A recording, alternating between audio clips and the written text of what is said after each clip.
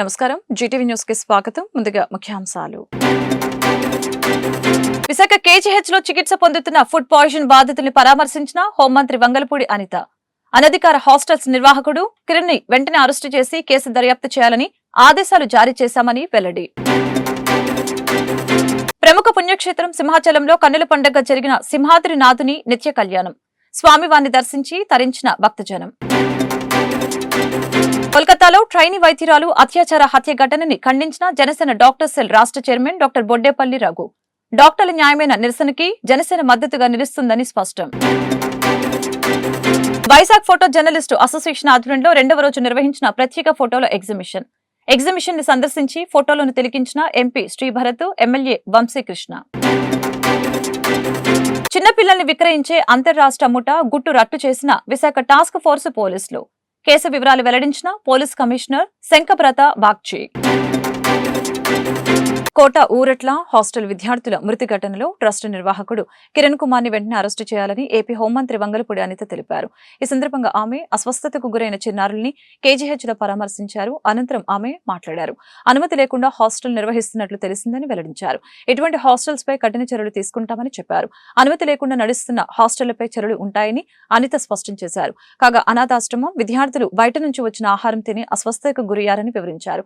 బాధితుల 3 ఏళ్ల చిన్నారి కూడా అస్వస్థతకు గురైన తెలిపారు. అస్వస్థతకు గురైన చిన్నారుల గురించి చంద్రబాబు లోకేష్ ఆరా తీశారని అనిత వెల్లడించారు. చికిత్స పొందుతున్న వారిలో ఒకరి పరిస్థితి విషమంగా ఉంది. మరొక 5గురికి ఎమర్జెన్సీ ట్రీట్మెంట్ ఇస్తున్నట్లు తెలిపారు. అక్కడ హాస్టల్ ఉందని అధికారులకు కూడా తెలియదని అనధికారికంగా హాస్టల్ నిర్వహిస్తున్నారని అనిత పేర్కొన్నారు. హాస్టల్ నిర్వాహకుల్ని అదుపులోకి తీసుకుని విచారిస్తున్నట్లు తెలిపారు. ఈ ఘటనపై పూర్తిస్థాయి విచారణ జరుపుతున్నామని చెప్పారు. ఆసుపత్రిలో చిన్నారుల్ని పరామర్శించిన సందర్భంగా అనిత వెంట టీడీపీ ఎంపీ భరత్, టీడీపీ రాష్ట్ర అధ్యక్షులు పల్లా శ్రీనివాసరావు, బీజేపీ ఎమ్మెల్యే విష్ణుకుమార్ రాజు కూడా ఉన్నారు.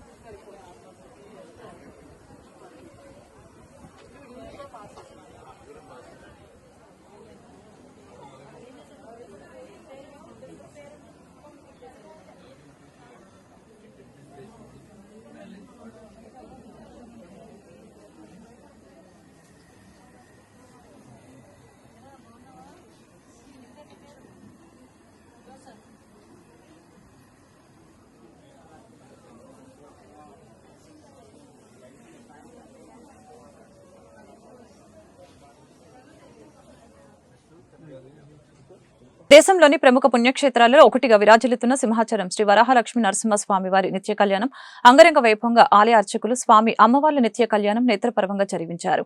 ఆర్జిత సేవలో భాగంగా అర్చక స్వాములు ఉత్సవమూర్తి గోవిందరాజస్వామిని ఉభయ దేవీరులతో మండపంలో అధిష్టింపచేశారు. నిత్య కళ్యాణంలో పాల్గొన్న భక్తులు గోత్రనామాలతో సంకల్పం చెప్పి పాంచరాత్రగమ శాస్త్రం విధానంలో విశ్వక్సేన ఆరాధన పుణ్యాహ వచనాలతో కార్యక్రమానికి శ్రీకారం చుట్టారు.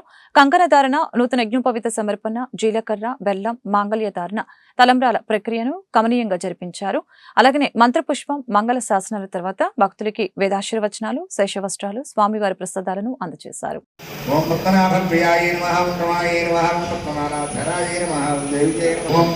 గంధాయ నమః ఓం సుప్రసన్నాయ నమః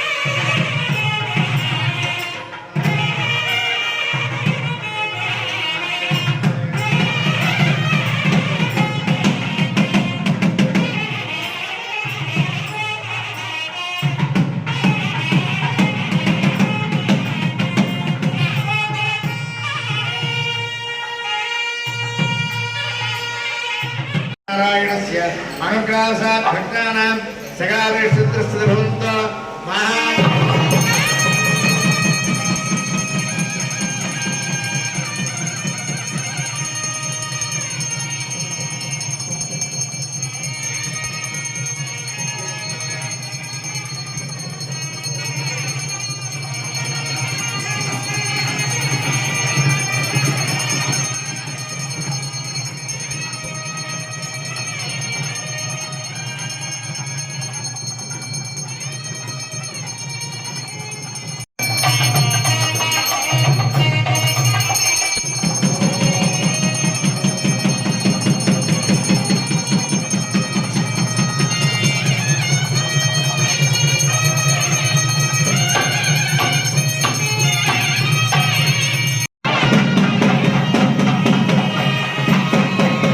వెస్ట్ బెంగాల్ కోల్కతాలో వైద్యురాలిపై జరిగిన అత్యాచారం హత్య ఘటనని తనను తీవ్రంగా కలిచివేసిందని జనసేన డాక్టర్ సెల్ రాష్ట్ర అధ్యక్షులు బొడ్డేపల్లి రఘు ఆవేదన వ్యక్తం చేశారు. సభ్య సమాజం తలదించుకునే విధంగా ఈ ఘటన ఉందని తెలిపారు. ఈ సందర్భంగా సీతంపేట జనసేన నగర కార్యాలయంలో మీడియా సమావేశం ఏర్పాటు చేసి మాట్లాడారు. ఈ ఘటనకు అత్యంత బాధాకరమని, దేశమంతా అండగా ఉంటామని తెలిపారు. ఈ ఘటనని తీవ్రంగా ఖండిస్తున్నట్లు తెలిపారు. వారి కుటుంబానికి న్యాయం జరగాలని, బాధ్యులపై కఠిన చర్యలు తీసుకోవాలని, నిందితుల్ని కఠినంగా శిక్షించాలని అన్నారు. దేశవ్యాప్తంగా డాక్టర్ల నిరసనలకి సంఘీభావం తెలుపుతున్నామని అన్నారు. వారి నిరసనలు సబబే కదా అని మద్దతు పలికారు. మహిళల పట్ల ప్రతి ఒక్కరు కూడా గౌరవ భావంతో మెలగాలని, విద్యార్థులకి గుడ్ టచ్ బ్యాడ్ టచ్ మధ్య భేదం తెలియచేయాలని, విద్యార్థులు ప్రతి ఒక్కరు కూడా సోదర భావంతో మెలగాలని అన్నారు. ఈ కార్యక్రమంలో జనసేన నాయకులు, కార్యకర్తలు పాల్గొన్నారు. ఒక డ్యూటీలో ఉన్న విద్యార్థిని 2 గంటలకి వెళ్ళి డ్యూటీ పూర్తి చేసుకొని 1 గంట పడుకుందామని వెళ్ళి ఒక సెమినార్ హాల్లో పడుకున్న ఒక అమ్మాయిని, ఒక డాక్టర్ని, వైద్య వృత్తిలో ఉన్న ఒక అమ్మాయిని చంపడం, అది మానభంగం చేసి చంపడం అనేది నిజంగా ఈరోజు మనందరికీ ఒక బ్లాక్ డే, అంటే ఆ బ్లాక్ డేగా మనం పరిగణించవచ్చు. మరి ఈ తరుణంలో జనసేన పార్టీ ఇట్లాంటివి ఖచ్చితంగా ఖండిస్తుంది. ఎందుకంటే ఉమెన్కి సేఫ్టీ అనేది చాలా ఇంపార్టెంట్. ఇక్కడనే కాదు, ఆంధ్ర రాష్ట్రంలోనే కాదు, యావత్ భారతదేశంలో అట్లనే ప్రపంచంలో ఒక స్త్రీకి స్వేచ్ఛ అనేది చాలా ఇంపార్టెంట్. అర్ధరాత్రి డ్యూటీలో ఉన్న ఒక అమ్మాయికి స్వేచ్ఛ లేకపోతే ఇక నార్మల్గా బయట పనులు చేసుకొని కానీ, ఉద్యోగాలు చేసుకొని కానీ, సాఫ్ట్వేర్ ఎంప్లాయీస్, క్యాబిన్లో వెళ్ళిన వాళ్ళకి, ఇట్లాంటి వాళ్ళకి సేఫ్టీ ఏం జరుగుతుందని మనం ప్రశ్నిస్తున్నాము. అలా ఈ అమ్మాయిల సేఫ్టీ కోసం ప్రత్యేకంగా మనం ఏదో ఒకటి సొసైటీలో మనం పుట్టినందుకంటే కేవలం ప్రభుత్వం మీద లేకపోతే గవర్నమెంట్ మీద వదిలేయకుండా మనం కూడా మన పిల్లల్ని మనం ఎడ్యుకేట్ చేయాలి. అట్లానే చాలామంది చెప్తా వచ్చారు గుడ్ టచ్ బ్యాడ్ టచ్ అని. ఇది ఒక ఆడపిల్లలకే కాదు, ఖచ్చితంగా మగపిల్లవాళ్ళకి కూడా ఈ గుడ్ టచ్ బ్యాడ్ టచ్ అనేది నేర్పించాలి. నేర్పించి సంస్కారంతో వాళ్ళని పెంచాలని తల్లిదండ్రులు అందరికీ విజ్ఞప్తి చేసుకుంటున్నాం. పిల్లలు కూడా, మగపిల్లలు కేవలం ఆడపిల్లలకి మీరు జాగ్రత్తలు తీసుకోండి అని చెప్పడం కన్నా, మగపిల్లలకి ఎవరన్నా ఆడపిల్ల ఒంటరిగా వెళ్తుంటే అట్లీస్ట్ మనం వాళ్ళని ఎస్కార్ట్ చేసే పరిస్థితిలోకి మగపిల్లలు రావాలి. ఖచ్చితంగా సొసైటీ ఇది ఒక సోషల్ రెస్పాన్సిబిలిటీ కింద తీసుకొని ప్రతి అబ్బాయి ఒక అమ్మాయికి ఒక సోదర భావంతో ఖచ్చితంగా అమ్మాయికి ప్రొటెక్ట్ చేసే విధానంగా ఉండాలి. అట్లానే ఎన్సీడబ్ల్యూ కూడా ఇది ఈ కేసు ముఖ్యంగా కేసు వర్క్ కానీ వచ్చినట్టయితే ఎన్సీడబ్ల్యూ కూడా నేషనల్ కమిషన్ ఫర్ విమెన్ కూడా కొన్ని సూచనలు, సలహాలు, అందులో ల్యాప్సెస్ కూడా ఇవ్వడం జరిగింది.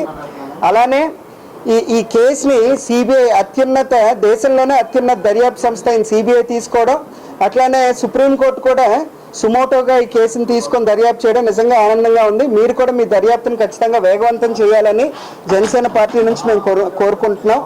అలానే కొన్ని ల్యాబ్సెస్, ఎందుకంటే ఈ కాలేజ్ మెడికల్ కాలేజెస్ ఇప్పుడు మన దేశం మొత్తంలో చాలా ఓల్డ్ కాలేజ్ ఉన్నాయి. ఆర్జేకర్ కాలేజ్ అనేది సుమారు 1986లో స్టార్ట్ అయింది. ఇప్పుడు 140 సంవత్సరాల దగ్గర కన్స్ట్రక్ట్ చేసి అందులో మరి టెక్నికల్ ల్యాబ్సెస్ ఏమున్నాయనేది ప్రతి గవర్నమెంట్, ఇప్పుడు మన ఆంధ్రప్రదేశ్లో చూస్తే చాలా మెడికల్ కాలేజెస్ ఉన్నాయి. మెడికల్ కాలేజెస్ కూడా థర్డ్ పార్టీకి ఎవరికైనా మనం ఇచ్చి ఖచ్చితంగా అందులో ల్యాబ్సెస్, అంటే ఎక్కడైతే నైట్ టైమ్ ఇట్లాంటి అరాచకాలు జరిగే పాసిబిలిటీస్ ఉన్నాయో అక్కడ మనం సీసీటీవీ కెమెరాస్ పెట్టుకోవడం కానివ్వండి, అడిక్వేట్ లైటింగ్ కానివ్వండి, ఇలా చాలా అంశాల్లో ముందుకెళ్లాల్సిన అవసరం ఉంది. ఎందుకంటే గతంలో పాత కన్స్ట్రక్షన్స్ ఇవన్నీ, కొత్త కన్స్ట్రక్షన్స్లో డెఫినెట్గా ఇవన్నీ ఉంటాయి. కానీ ఇప్పుడు ఈ అమ్మాయి చూసినట్టయితే ఒక సెమినార్ హాల్లో 3 గంటలకి రేపుకు గురైందని తెలిసి అక్కడ సీసీటీవీలు లేకపోవడం, అట్లానే ఏదైతే ఆ ప్లేస్ ఉందో ఇన్సిడెంట్ జరిగిన ప్లేస్ని సీల్ చేయకపోవడం, అట్లానే ఇమీడియట్గా రెనోవేషన్ అనేవి పలు అనుమానాలకు దారితీస్తున్నాయి.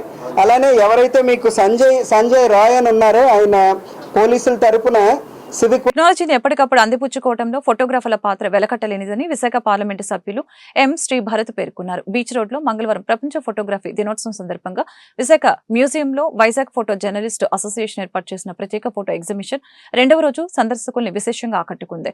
ఫోటోగ్రాఫర్ల ప్రత్యేక ఛాయాచిత్ర ప్రదర్శనను ఎంపీ శ్రీ భరత్, దక్షిణ నియోజకవర్గం MLA CH Vamsikrishna Srinivasu, MLC Vepada Chiranjeevirao, TDP నగర అధ్యక్షులు గండి బాబీ, జీవీఎంసీ పిఆర్ఏ నాగేశ్వరరావు, ప్రముఖ ఫోటోగ్రాఫర్లు బీకే అగర్వాల్, గురుదాస్ దువా, విశాఖ మ్యూజియం కురైటర్ కేవీ రమణ హాజరై తిలకించారు. ఈ సందర్భంగా ఎంపీ మాట్లాడుతూ వైజాగ్ ఫోటో జర్నలిస్టు ఏర్పాటు చేసిన ఈ ఎగ్జిబిషన్ ఆద్యంతం అద్భుతంగా ఉందని తెలియజేశారు. ఈ ఎగ్జిబిషన్ ఒకవైపు నగరాభివృద్ధికి సంబంధించిన ఫోటోలతో పాటు విజయాలకు స్ఫూర్తిగా నిలిచిందని అన్నారు. ఈ ఎగ్జిబిషన్ ని సందర్శిస్తే గత ఏడాదికి జరిగిన అనేక సంఘటనలు మనకి గుర్తుకు రావటం ఖాయమని అన్నారు. ఫోటోగ్రాఫర్లు తీసే ఛాయాచిత్రాలు అక్కడ జరిగే సంఘటనలు కళ్ళకి కట్టేలా ప్రతిబింబిస్తాయని తెలిపారు.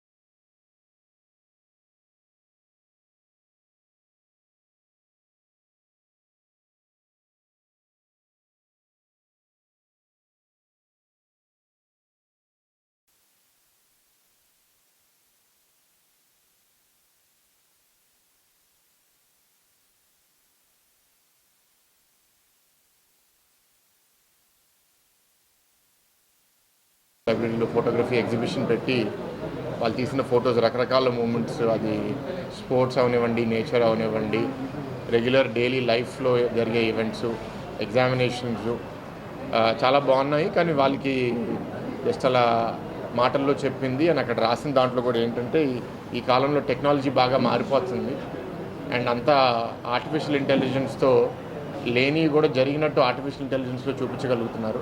సో ఈ మారే కాలంలో ఫోటోగ్రాఫర్స్ కూడా ఆ టెక్నాలజీని అడాప్ట్ చేసుకుని వాళ్ళకున్న ప్రధానమైన స్కిల్ ఏంటి అంటే ఒక మూమెంట్ ఏంటి అని వాళ్ళు ఐడెంటిఫై చేసుకుని క్యాప్చర్ చేయడం. దానికి వాళ్ళ విధానాలు మారినాయి కాబట్టి ఒకటి కెమెరాతోనే కాదు, కెమెరా తర్వాత కూడా దాని మీద చాలా పని చేయాల్సిన అవసరం ఉంది. అది చేస్తేనే వాళ్ళ వృత్తి కూడా ఇంకా సక్సెస్ఫుల్గా కంటిన్యూ అవుతుందని నేను భావిస్తున్నాను. సో మీ అందరికీ కోరేది ఏంటి అంటే మూమెంట్స్ అనేది క్యాప్చర్ చేయాలి. ప్రత్యేకంగా మేము ప్రజా జీవితంలో ఉన్నాం కాబట్టి మాకు ప్రతి మూమెంట్ మేము క్యాప్చర్ చేయాలి.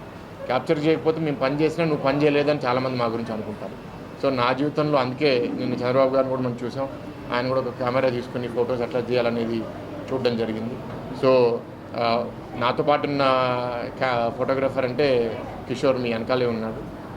గత 6 సంవత్సరాలుగా చాలా డెడికేటెడ్గా నా టీంతో పాటు పనిచేస్తూ వచ్చారు. అలాగే ఇక్కడ ఉన్న ఫోటోగ్రాఫర్స్ అందరికీ కూడా wish you good photographers day and wish that భవిష్యత్తులో కూడా మీరు కాలంతో పాటు ఇవాల్వ్ అయ్యి మరిన్ని మంచి మూమెంట్స్ క్యాప్చర్ చేస్తూ సమాజానికి అందుబాటులో తీసుకొస్తారని కోరుకుంటున్నాను. చిన్నపిల్లల్ని విక్రయించే అంతర్రాష్ట్ర ముఠా గుట్టుని పోలీసులు రట్టు చేశారు. ఆంధ్ర, ఒడిశా, తెలంగాణ, ఢిల్లీ, ఇతర రాష్ట్రాలకి ముఠా కార్యకలాపాలు విస్తరించినట్లు పోలీసులు గుర్తించి ఒక్కసారిగా మెరుపు దాడి చేసి 2 రాష్ట్రాల నుంచి 6 చిన్నాల్ని రక్షించి 17 మందిని అరెస్టు చేశారు. ఈ సందర్భంగా పోలీస్ కమిషనరేట్లోని సమావేశ మందిరంలో ఏర్పాటు చేసిన మీడియా సమావేశంలో వివరాలను సిపి శంఖభద్ర బాగ్చి వెల్లడించారు. టాస్క్ ఫోర్స్ పోలీసులకి వచ్చిన సమాచారం మేరకు చిన్నపిల్లల్ని అమ్ముతున్న ముఠాని పట్టుకోవడానికి ప్రత్యేక పోలీస్ బృందాన్ని ఏర్పాటు చేసి నిఘా పెట్టామని తెలిపారు. బృందం నిఘా పెట్టి 5 నెలల చిన్నారిని అమ్ముతూ ఉండగా హార్బర్ పార్క్ వద్ద ఉన్న జగన్నాథ స్వామి గుడి వద్ద 2 వ్యక్తుల్ని అదుపులోకి తీసుకుని తదుపరి విచారణలో మరొక 7 అరెస్టు చేశామని తెలిపారు. ఈ మేరకు 3వ పట్టణ పోలీస్ స్టేషన్లో కేసు నమోదు చేశామని అన్నారు. వాళ్లకు అభినందిస్తున్నా, కానీ ఇంకా లోతు వరకు వెళ్ళాలి. ఇంకా చాలామంది పసిపిల్లల్ని రెస్క్యూ చేయాలి.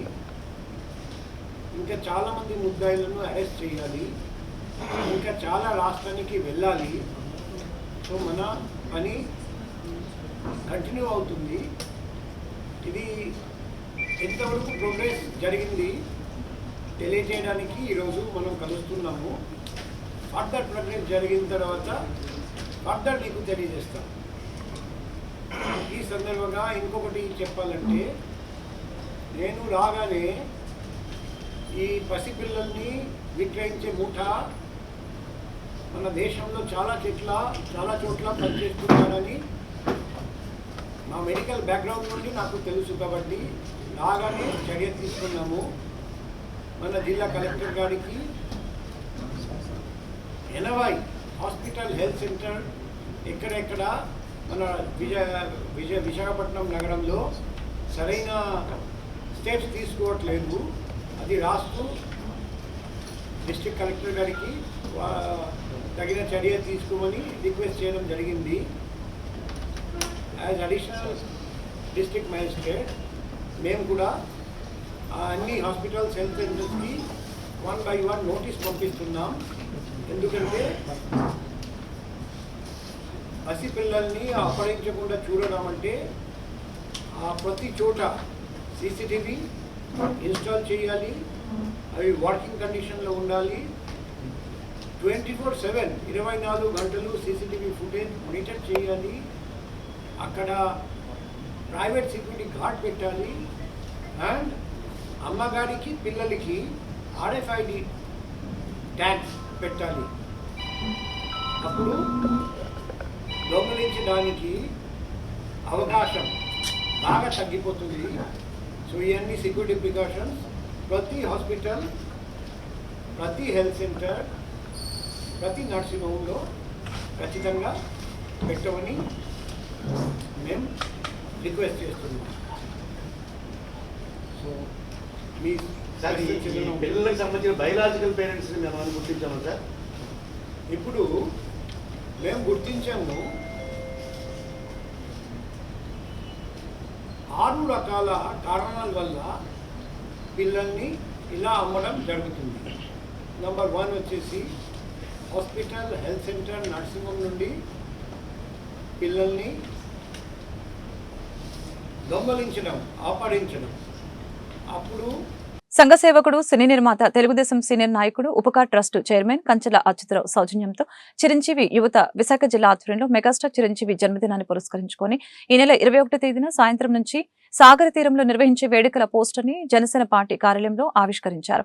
మంగళవారం ఏర్పాటు చేసిన కార్యక్రమానికి ముఖ్య అతిథులుగా తెలుగు శక్తి అధ్యక్షులు బివి రామ్, జనసేన వైద్య విభాగం అధ్యక్షులు బొడ్డేపల్లి రఘు, కార్పొరేటర్ కందుల నాగరాజు హాజరయ్యారు. ఈ సందర్భంగా వారు మాట్లాడుతూ మెగాస్టార్ చిరంజీవి అంచెలంచెలుగా ఎదిగి అశేషమైన అభిమానుల్ని సంపాదించుకున్నారని తెలిపారు. అటువంటి వ్యక్తి పుట్టినరోజు వేడుకల్ని ఇంత అట్టహాసంగా నిర్వహిస్తున్న కంచెల అచ్యుతరావు అభినందనీయులని తెలిపారు. ఈ నేపథ్యంలో మెగాస్టార్ పుట్టినరోజు వేడుకల్ని విశాఖలో పండుగ వాతావరణంలో కొనసాగుతున్నాయని తెలిపారు.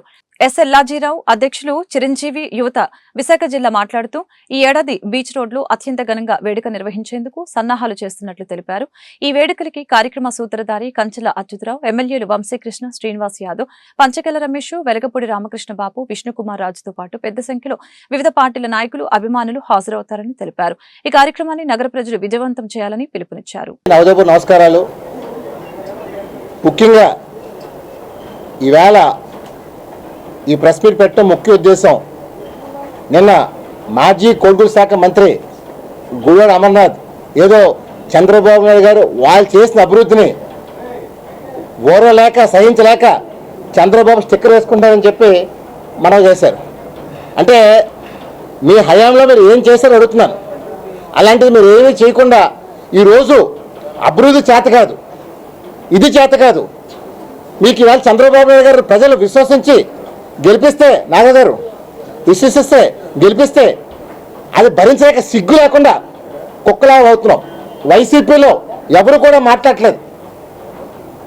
కేవలం అమర్నాథ్ తన నీచ రాజకీయాల కోసం, స్వార్థం కోసం మాట్లాడుతున్న తప్ప కాదు. నేను నాడే చెప్పాను, నీ నిజంగా దమ్ముంటే నాతో ముఖాముఖి రమ్మని చెప్పాను.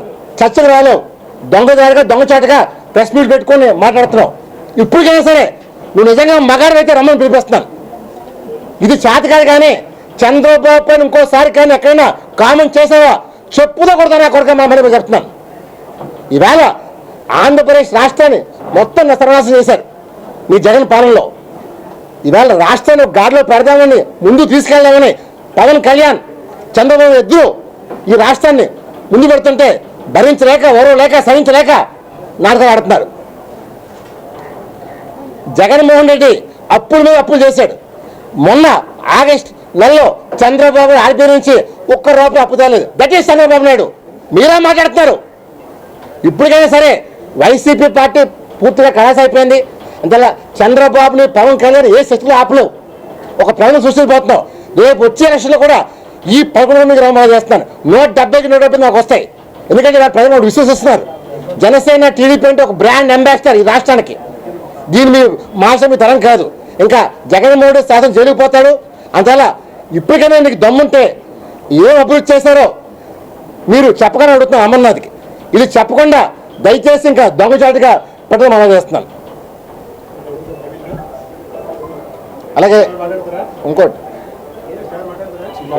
మేజర్ పోర్టుల ఫెడరేషన్ల నేషనల్ కోఆర్డినేషన్ కమిటీ పిలుపు మేరకు విశాఖ పోర్టులో ఈ నెల 28 నుంచి నిరవధిక సమ్మెను చేపడుతున్నట్లు పోర్టు అఖిలపక్ష కార్మిక సంఘాల నాయకులు వెల్లడించారు.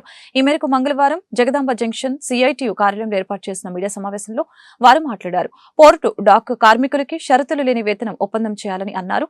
గత 3 ఏళ్ల బోనస్ బకాయిలను చెల్లించాలని, పోర్టు హాస్పిటల్ ఆస్తుల్ని అమ్మరాదని, ఖాళీ పోస్టుల్ని వెంటనే భర్తీ చేయాలని వంటి డిమాండ్లు పరిష్కరించాలని పోర్టు ఫెడరేషన్ల నేషనల్ కోఆర్డినేషన్ కమిటీ ఆగస్టు 28 నుంచి దేశవ్యాప్తంగా అన్ని పోర్టుల్లో సమ్మెకి పిలుపునిచ్చాయని తెలిపారు. దేశవ్యాప్తంగా ఉన్న 11 మేజర్ పోర్టుల్లో కార్మికుల యొక్క వేతన సవరణ, బోనస్సు, అలాగే ప్రైవేటైజేషను ఇట్లాంటి అనేక ప్రధానమైనటువంటి సమస్యలు ఎదుర్కొంటూ ఉన్నారు. ఇవి అపరిష్కృతంగా ఉన్నాయి. ఈ సమస్యల పరిష్కారం కోసం అని చెప్పి దేశవ్యాప్తంగా ఫెడరేషన్ల కోఆర్డినేషన్ కమిటీ రేపు ఆగస్టు 28 నుంచి నిరవధిక సమ్మెకి వెళ్ళాలని చెప్పేసి పిలిపించింది. ఆ పిలుపులో భాగంగానే విశాఖపట్నం పోర్టులో ఉన్నటువంటి అన్ని trade unions, AITC, HMS, CITU, INTUC, CFTUI, అలాగే బిఎంఎస్ కూడా, ప్రభుత్వ అనుబంధ అసోసియేషన్ బిఎంఎస్ కూడా సమ్మెలో జాయిన్ అవుతామని చెప్పేసి వాళ్ళు కూడా ప్రకటించారు. అందరూ కలిపి దేశవ్యాప్తంగా ఈ సమ్మెలో పాల్గొంటూ ఉన్నారు. కేంద్ర ప్రభుత్వం ముఖ్యంగా ప్రధాన ఆటంకంగా ఉంది. ఈరోజు మేజర్ పోర్టుల యొక్క కార్మికులు వేతన సవరణ చేయకుండా, న్యాయసమ్మతమైనటువంటి ఒప్పందం చేయకుండా గత 32 నెలల నుంచి కాలయాపన చేస్తూ ఉంది. అనేక విషమ షరతులు పెట్టి ఈరోజు వేతన సవరణ జరగకుండా ఆటంకపరుస్తూ ఉంది. కాబట్టి ఎటువంటి షరతులు లేని న్యాయసమ్మతమైనటువంటి ఫెయిర్ అండ్ రీజనబుల్ అగ్రిమెంట్ చేయాలని చెప్పేసి మేము డిమాండ్ చేస్తూ ఉన్నాం. డిఏని బేసిక్లో కలపకుండా ఫిట్మెంట్ ఇస్తూ ఉంటానని అంటున్నారు. డిఏని బేసిక్లో కలిపి ఈరోజు వేతన సవరణ చేయాలనేది మేము డిమాండ్ చేస్తున్నాం. అలాగే ఈరోజు నేషనల్ మానిటైజేషన్ పైప్లైన్ స్కీమ్ కింద పోర్టు ఆస్తుల్ని ప్రైవేటు వాళ్ళకి, కార్పొరేట్లకి, విదేశీ కంపెనీలకి అమ్మేయటానికి నిర్ణయం తీసుకుంది. ఈరోజు ప్రైవేట్ ఆపరేటర్ల చేతుల్లోకి వెళ్ళిపోతే పోర్ట్ ఆపరేషన్స్ అన్నీ కంట్రోల్ అంతా వాళ్ళ చేతుల్లోకి పోతుంది. మేజర్ పోర్టులన్నీ కూడా కంట్రోల్ పోతాయి, అలాగే సర్వనాశనం అయిపోతూ ఉంటాయి. కాబట్టి ఈరోజు ఈ నేషనల్ మానిటైజేషన్ పైప్లైన్ స్కీమ్ కింద పీపీపీ మోడల్లో పోర్టు ఆస్తుల్ని అమ్మటానికి ఉపసంహరించుకోవాలని చెప్పేసి డిమాండ్ చేస్తున్నాం. ఆఖరికి పోర్ట్ అండ్ డాక్ కార్మికులకి, అధికారులకి వైద్యం అందిస్తున్నటువంటి హాస్పిటల్స్ సైతం పీపీపీ మోడల్లో ఈరోజు ప్రైవేట్ వాళ్ళకి అమ్మేయాలని కేంద్ర ప్రభుత్వం ప్రకటించింది. ఇది చాలా దుర్మార్గం. ఎందుకనంటే ప్రైవేటు వాళ్ళు వ్యాపారం కోసం వస్తారు తప్ప కార్మికులు వాళ్ళ యొక్క వైద్యం లేకపోతే వాళ్ళ యొక్క ఆరోగ్యం వాళ్ళకేమీ పట్టదు, వాళ్ళ ప్రయోజనాలు అంతకంటే పట్టదు. కాబట్టి ఈరోజు ప్రైవేటు వాళ్ళ దయాదాక్షిణ్యాల మీద పోర్టు కార్మికుల యొక్క వైద్యం, ఆరోగ్యం ఆధారపడే రీతిలో ఈరోజు వ్యవహరిస్తూ ఉంది. ఈరోజు కరోనా మన ప్రత్యక్ష అనుభవం మనకు తేటతెల్లం చేస్తూ ఉంది. కరోనా పీరియడ్లో ఏ కార్పొరేట్ హాస్పిటల్ కూడా సామాజిక బాధ్యత కింద పనిచేయలేదు. అనేక మంది ప్రాణాలు కోల్పోయారు బెడ్లు లేక.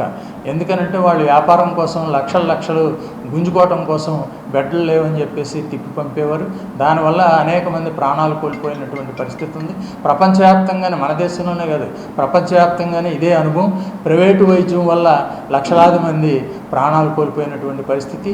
ఆ ఎక్స్పీరియన్స్ నుంచి అమెరికా లాంటి సంపన్న దేశాలు, యూరప్ అభివృద్ధి చెందిన దేశాలు కూడా కరోనా అనంతరం ఆ కరోనా ఎక్స్పీరియన్స్ నుంచి ప్రభుత్వమే వైద్యం బాధ్యత తీసుకుని అక్కడ చర్యలు చేపడుతున్న నేపథ్యంలో మన దేశంలో ప్రభుత్వం అధీనంలో ఉన్నటువంటి పోర్టు యాజమాన్యంలో ఉన్నటువంటి హాస్పిటల్స్ని ప్రైవేట్ వాళ్ళకి అప్పచెప్పడం అంటే ఈ కార్మికుల యొక్క ఆరోగ్యాన్ని పణంగా పెట్టడం తప్ప, ప్రాణాలని పణంగా పెట్టడం తప్ప ఇంకోటి మటుకు కాదు.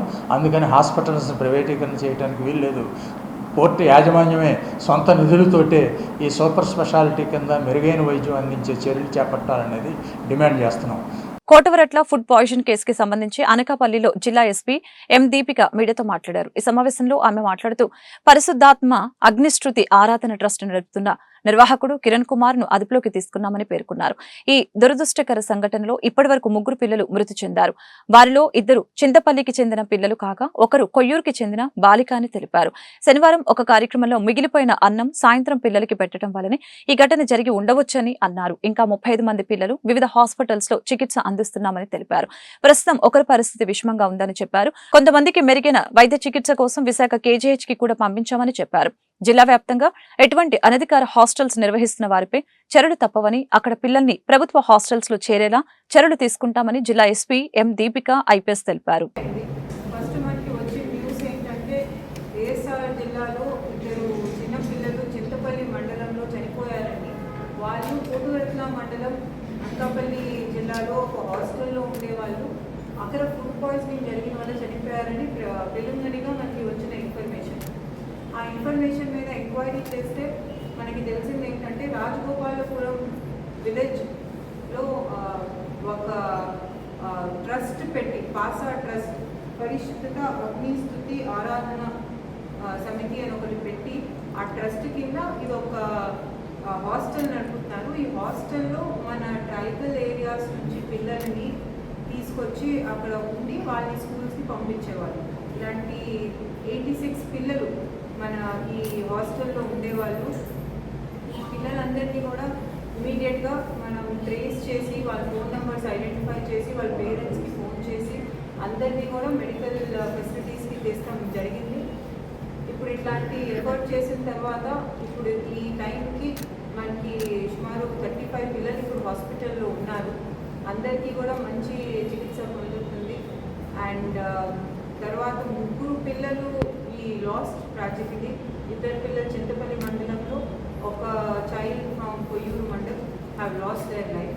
ఇది జరిగింది ఎట్లా అంటే సాటర్డే ఈ పిల్లలందరికీ కూడా డొనేషన్లో ఇచ్చిన ఫుడ్ ఏదైతే మార్నింగ్ అరౌండ్ 9 o'clock కుక్ చేశారో ఆ ఫుడ్ ఆఫ్టర్నూన్ లంచ్ టైంకి మిగిలిపోయిన ఫుడ్ వాళ్ళకి డొనేషన్లో ఇచ్చారు.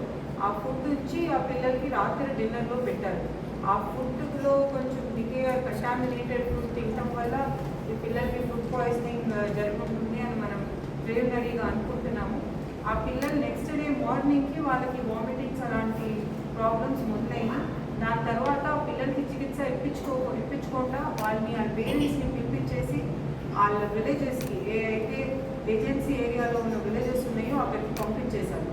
సో దానివల్ల ఆ పిల్లల సిచ్యువేషన్ ఎంత సీరియస్ అయిపోయి ఇలాంటి పరిస్థితి వచ్చింది.